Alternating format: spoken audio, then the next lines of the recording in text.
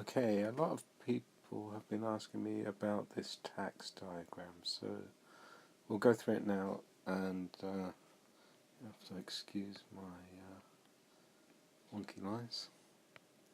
So we've got demand, we've got supply, again, just general labels. We have the equilibrium price and quantity before the tax has been introduced.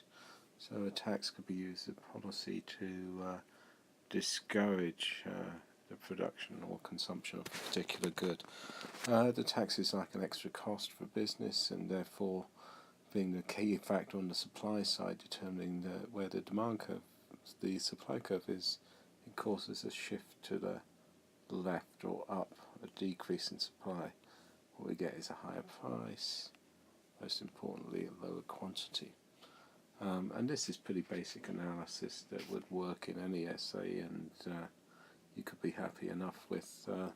But really, I feel that you're missing a trick in terms of developing the detail of your analysis, which opens the door to evaluation as well. One thing we can do, we can highlight market equilibrium, efficient equilibrium.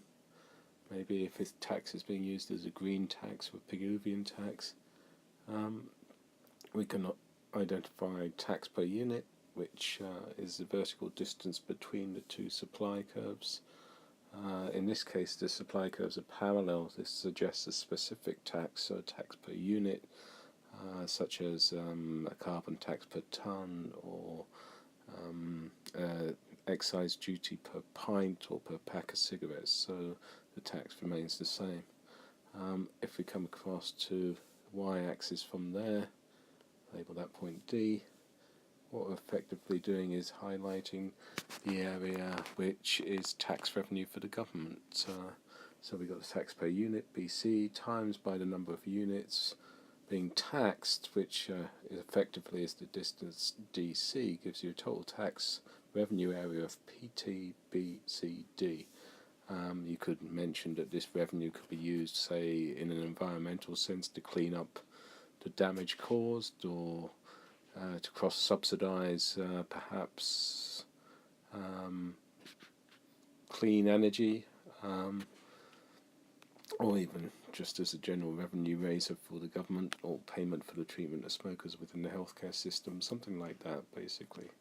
The other thing you can do here, which is really deeper in analysis, is to think about who pays the tax, and this is where a lot of students struggle with the idea, but we'll see how we get on.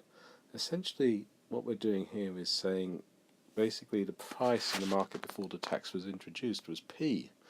So we can make a distinction between